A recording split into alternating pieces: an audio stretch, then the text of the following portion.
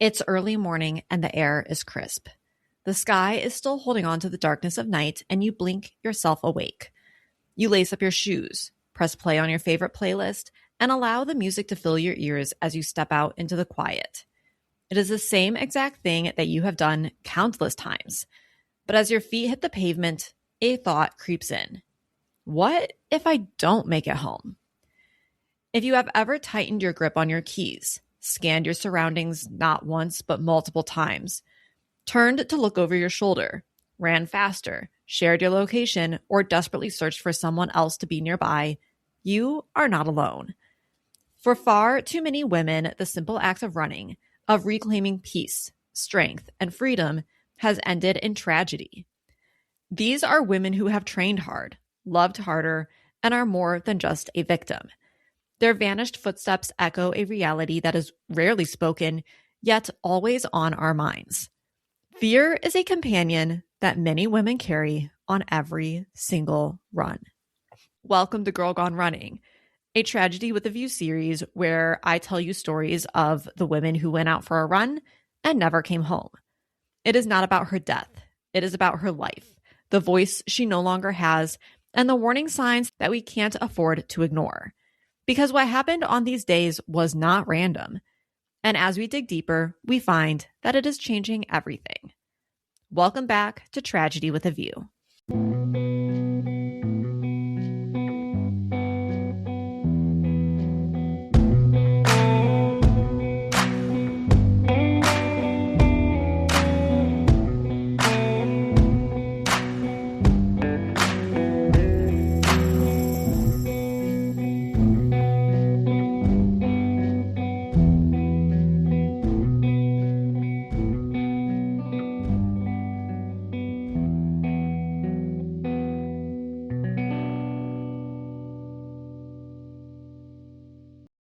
Hi, hello, welcome back. I'm your host, Kayla, and this is my second take of this episode because I got halfway through it and then realized I never hit record. So just know that I, as a host, still make mistakes, like not pressing record. So we're going to dive right into this episode.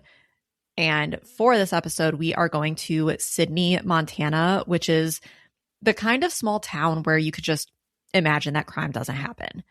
Life along the Yellowstone River is predictable, safe.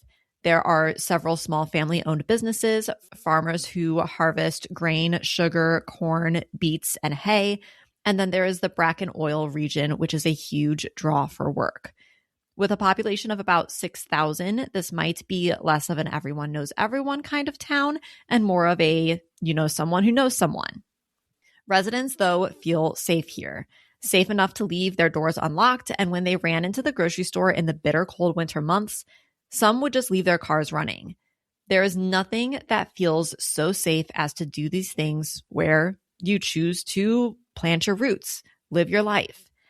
And these safe feelings isn't the only draw for people to Sydney. Within an hour drive, there are state parks, national parks. There are miles and miles of trails to hike, and the opportunity for fishers to catch the prehistoric paddlefish is high in the summer months. And while the overall crime rate is lower than the national average, all of that would change due to an incident on January 7th of 2012. And that date holds the case that falls into the violent crime side. And that's the case that puts Sydney over the national average. And that case is the one of Sherry Arnold. Now, Sherry, as with all women in this series, is a runner. She often runs intervals where she runs for a time or a specific distance and then settles back into a walk or a slower jog. But she is getting out the door every single day, which in January in Montana, you go, girl. And everyone else who's getting out there in January in Montana, kudos to you. I could never. That is a strength that I do not possess. So it's 6:30 a.m. and Sherry gets up and she's getting ready and she notices that her husband, Gary, is not getting up. Gary generally joins her on her runs. This is an activity that they do together. It helps get them up. It gets them moving. It helps them feel good and connected with each other. But this morning, Gary just isn't feeling well. Maybe his sleep was off or he was coming down with a bug, but he decides to sleep in and that he would go for a walk a little while later. Sherry works as a teacher at the local high school, but on January 7th, it was a Saturday, so she didn't have to go to work. So she had all the time in the world for her run. At 43 years old, she has been a math teacher at the high school for 18 years, and she was loved by her students and the staff alike, and her whole family lived there. Sherry actually met Gary while teaching, and they got married in 1998. Gary had 3 children from a prior relationship, and Sherry and her 2 children welcomed them into their lives. Her obituary states that her children, and she thought of Gary's children as her own, filled her life with happiness and joy. And having grown up here her entire life, Sherry was very close with her sister, Rhonda. Sherry is definitely one of those people who she doesn't slow down. She has big, bright eyes and a love for activity. In addition to her own recreational running and teaching, she coached volleyball, she gave horseback riding lessons, and when the Chicago Cubs were on TV, you could find her cheering them on. But she always made time for running. And she was kind of in a recovery phase after completing a half marathon in South Dakota. So Sherry continues on. She gets dressed in layers and then heads out the door. Gary, like he said he would, gets up just a little bit later and decides to go for his walk. He walks the route he wants to take, and he knows by the time that he gets done, Sherry should be back. But when he gets back, she is nowhere to be found. Alarmed, Gary goes looking for her. He searches the routes that she often takes, and he can't find her. Finally, when he has exhausted his options, he decides to call the police. Superintendent of the school system, Daniel Farr, hears about Sherry being missing and sends out a mass email at 10:37 a.m. asking that if anyone knows where Sherry is or if they see her, to please contact Gary or the police. And the police are out and searching for Sherry by 11:30 a.m.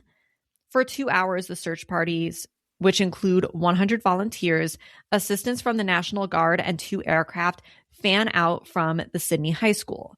They were kind of using the high school as like a headquarters to run their search from. Around 1:30 p.m., the teams return to the school and go over what they found or didn't find before breaking up and setting back out for a second search. It was during the second search time that they found a single white shoe that matched the ones that she had been wearing on Holly Street. Holly Street is a trucking route that is one of 2 main roads that go through town.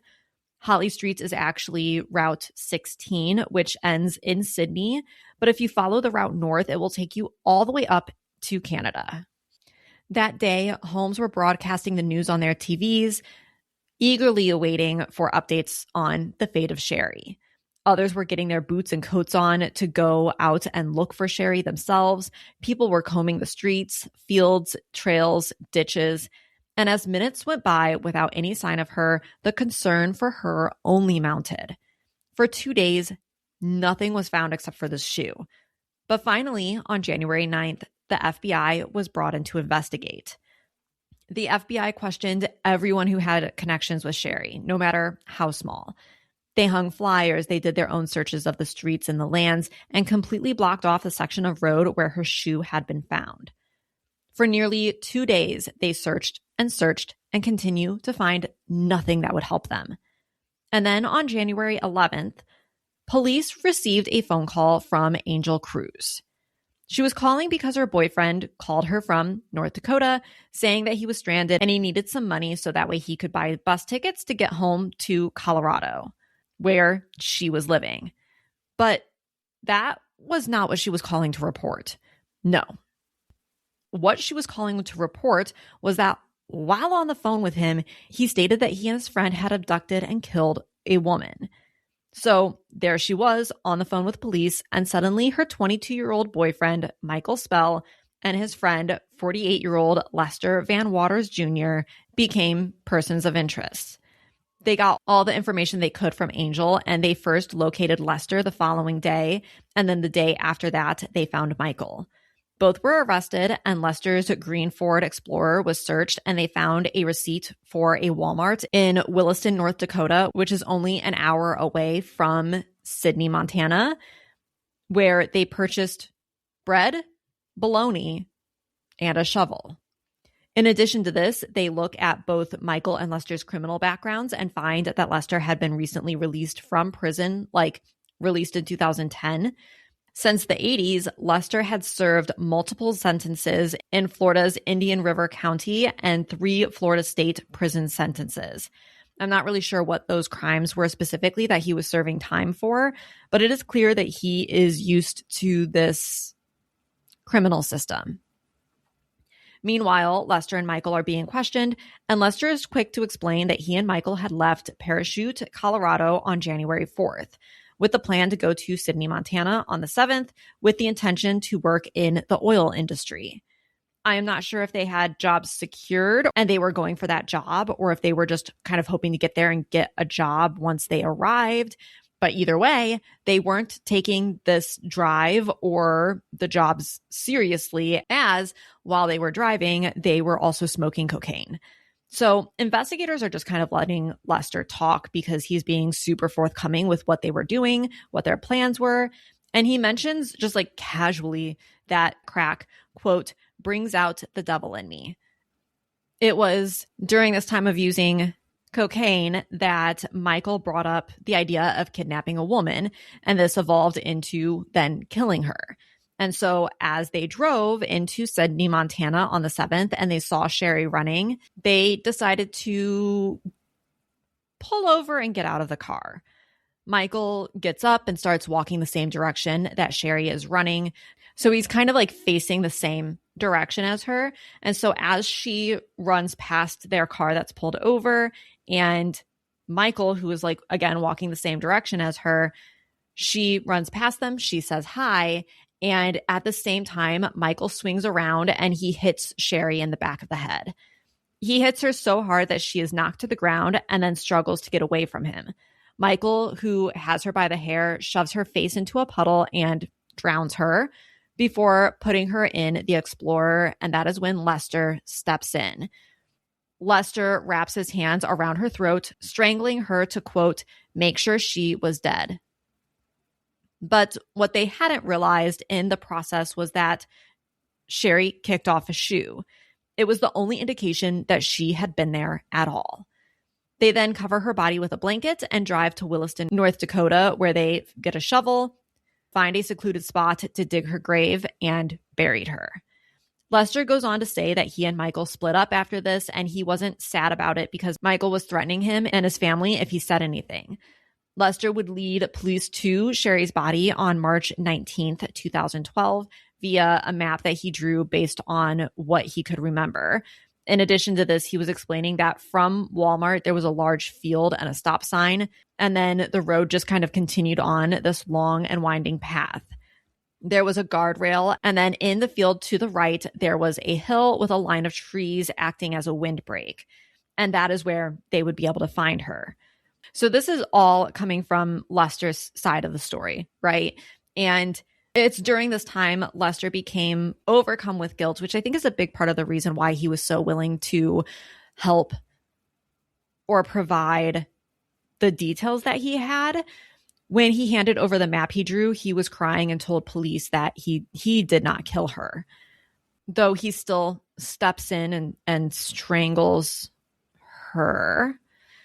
Anyways, on February 17th, 2012, Richland County attorney filed charges against Michael Spell for the aggravated kidnapping, to which he pled not guilty. On April 27th, the autopsy on Sherry was completed, and based on the debris found in her throat and in her stomach, they concluded that what Lester had witnessed, where Michael shoved her face into a muddy puddle to drown her, was in fact the cause of her death. Shortly after this, Michael was charged with homicide, to which, again, he pled not guilty.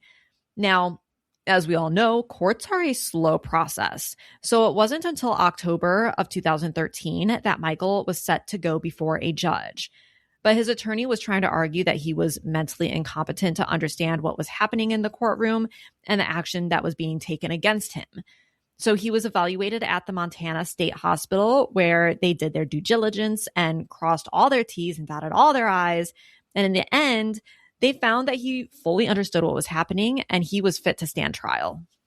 A year later, on October 22nd, 2014, Michael changed his not guilty plea to guilty, and at his sentencing in 2015, he was handed down a punishment of 100 years in prison. Now, you may be wondering about Lester and if he got a get out of jail free card for working with police. And the answer would be no way. Lester was also tried, and in exchange for testifying against Michael, they pulled the death penalty from the table. So Lester also got 100 years, but he would be eligible for parole after 20 years. And I want you to imagine for a moment. The last season of Girl Gone Running, there were several episodes where the cases had been unsolved for decades. This case easily could have been one of those stories had it not been for Angel. Angel, who got a call from her boyfriend, her partner. She heard him admit to something that was alarming from states away and decided to follow her gut and tell authorities about what she knew.